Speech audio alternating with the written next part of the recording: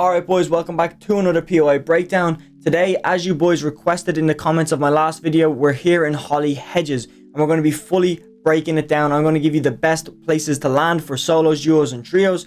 So this will definitely be a banger video. And again, I've came through on my end doing your requests. All I ask you to do is request another POI down below, unnamed or named. And if you're new to the channel, make sure you're subscribing, liking the video, man, because these take a lot of effort to come up with all these ideas and fully analyze the best loot routes, rotation paths for solos, duos and trios. It takes a lot of effort, man. So all I ask you to do is hit that like button. It takes 2 seconds and it absolutely makes my day. It helps my video do so much better. You don't even know. And with that said, let's drop down this menu over here and let's get the epic pen out and start analyzing this drop. So we're going to start off with buildings not to land at. It doesn't matter what mode, just don't land at these buildings, okay? If you're solo, duo, trio, it doesn't matter. Don't land at these buildings right here. Look. Terrible. Main building, dead center. I know you get the wood over here and you get some brick from these water fountains over here. You got one chest, man. And the reason why you need to be landing at houses with chests, I'm sure there's a lot of floor loot here, probably more loot than everywhere else. But the thing is, chests are more consistent for giving heals, and that's very important off spawn is heals. So we're going to be looking at a house that's balanced with chests and with floor loot. So the main ones that we can be looking at, before actually I talk about that, this house, don't land here either. Okay, don't land at one chest, bro. It's terrible. It's absolutely terrible. Same over here with one chest, just terrible. Like, think about it. If you're landing here for one chest, you might as well just land out in the open, get all the brick and one chest, and then just key this guy in this house. Like, literally, it's that obvious. Again, don't land over here. There's just obvious spots not to land at. Again, don't land here on this chest. See, but when you do that, the whole map starts to open up. Simple as it is, you don't really realize this because you're not looking at Fortnite.gg every other day, unlike me.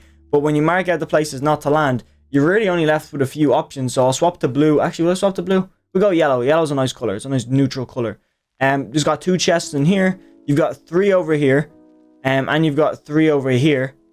And you've got 2 here. So when you're looking for solos, okay, you don't really care about the buildings around you as much. In trios, like for example, you would want to do a loot route like this. You would want to incorporate 3 drop spots like that. The reason being is because this guy is really close to this guy, and this guy is really close to this guy, meaning that he's dead center, and it's a nice kind of positioning you guys all have. You're very close to each other. You're getting 2 chests. He's getting 2 chests. He's getting 3. So that's 3 plus 4, 9 chests between 3 people, which is very overpowered. Again, I'm not talking about trios right now. I'm going to be breaking down this later. I'm just pointing out this is what you would need to do if it's trios. You know, you always want to be looking for a loot route that allows you guys to be as close together as possible. So I'm just going to undo that and go back focusing on solos. That's what we're going to be talking about here. Here's really good for solos because it's got nothing around you. And like we just said, this is terrible for loot. This is terrible for loot. And everywhere else is terrible for loot. So if you land here, you're getting the best loot compared to, like, if you have to go and key this guy off spawn. So let me get out of blue.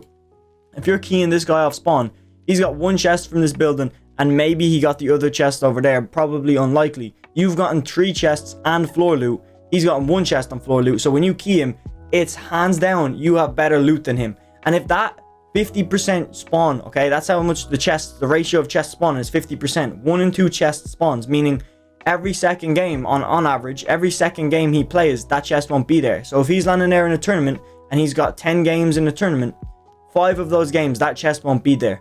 That's just the way the ratio works. It's the 50% spawn rate. Now, that's not guaranteed. It might differ, but 50% is the way the chests work. So he's not getting chests. So worst case scenario for you, you get around 1 or 2 chests guaranteed. He might not get that even 1 chest. So that's where you come in clutch, okay? And again, his floor spawns might not even spawn. So you're minimizing your luck. And again, if you want to key this guy, he's got 1 chest. He actually has alright floor loot and a good bit of mats. But if you can key him off start, you can take his mats, and then it gives you a better opportunity to fight against everybody else. And the thing about this house is it's not even that contested compared to the likes of this house here or this house. These ones are the most common ones to drop at because everybody knows this has 3 chests and this has 2. This has some good loot on the floor as well. All around though for solos, this is definitely hands down the best place to land. So make sure you're looking at that. Let's move on to duos right now though. So when it comes to duos, the 2 buildings we're going to be landing at is this one right here.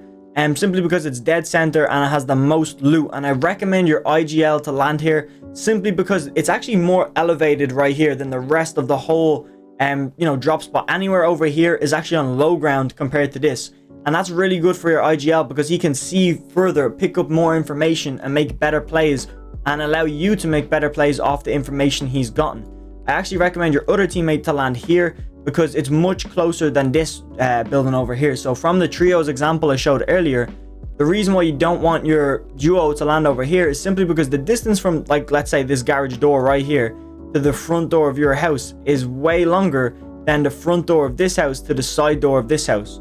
So like that's just a lot quicker for you to get to your teammate versus over here. And that's very important because these buildings will get contested, no doubt about it. But the thing is, when you win them and doing this duo drop like this, it will allow you to win them more. A lot of people I've seen is actually drop 2 people here. So you and your duo teammate would land on this building together, and because there's enough loot to split between you. But the thing is, if you guys get contested by a pickaxe battle or something like that, it's not going to completely scuff you. It's just more beneficial if your teammate lands over here, and let's say you're in a pickaxe battle over here, okay? You're on the roof, you're trying to get in and you're having a pickaxe battle. Your teammate can just land here, get in, get a chest, get an AR, and spray across, or spray over here, or spray anywhere around that is, you know, if there's somebody shooting at you, because again, you're more elevated here, meaning you can see all the way down to the roof of this building and do damage if he's shooting your teammate or if he's knocked your teammate. It's just a way better. I know you can do the same thing over here, but again, it's that distance. It's that distance between each other. And this building is just way quicker to loot, because look where the chests are, okay? Right above one another. Over here, though, they're a bit more spread out. So again, just simple knowledge, just simple decisions. It helps make everything way easier than it actually, you know, has to be. Whatever. Doesn't matter. Trios, you actually just do what I just said there, okay? And incorporate this building. Just incorporate it. Add it to your drop spot, because, you know, if you already have this lined up for duos, why not just add the next best building for trios? That's what my point was saying earlier. And the thing is, if you guys need to pinch anybody, this like little 3 diagonal is so overpowered. Let's just say, for example, little Timmy is in this house, right? Little Timmy's just chilling out in this house, okay? The way you guys are playing is like this guy can go head on. Even that is an unfair fight, because you've got potential 3 chests. This guy has a potential 1 chest. And like I was saying earlier, that 1 chest is a 50% spawn rate, meaning it might spawn, it might not. And even for you, there's never going to be a situation where there's no chests. There will always be at least 1 chest there.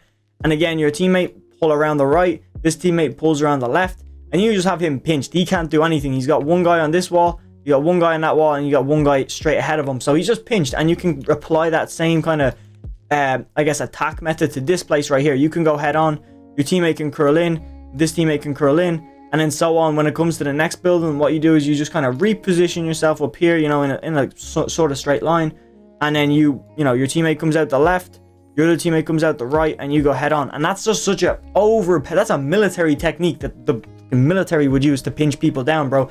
Just head on and a flank, and it's just so overpowered, bro. And even do that when it comes to build fights. I'm telling you right now, that's some free knowledge right there. That's probably the most overpowered knowledge I've ever dropped. Use that strategy and just pinch them. It works so well, I'm not even capping. With that said, I want to show you one more overpowered thing that has nothing to do with duos or trios. It's just general knowledge. The thing about Holly Hedges this season is because of all of these, let me just get rid of this real quick. Let me just get rid of the chests. Boom. This is why Holly Hedges is one of my favorite drop spots. I'll go in, yeah, I'll zoom in. Nah, one more out. When you look at these drop spots, okay, it's very overpowered for Holly Hedges. Like, look where Holly Hedges is smack bang between 2 of these new biomes. And not only do these new biomes have these turbines that like literally stretch all the way down here.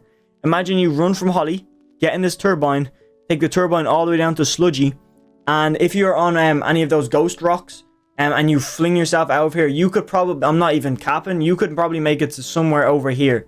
So imagine how overpowered that is for rotations and even picking up kills. And the same thing applies when you go through Weeping Woods. You can use the primal thing right here, the primal launcher.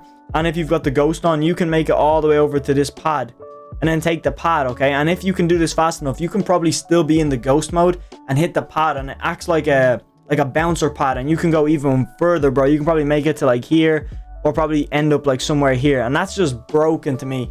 Or even if you wanted to go into Boney, you could probably like you roughly land always around here anyway. So like look at those directions you can go.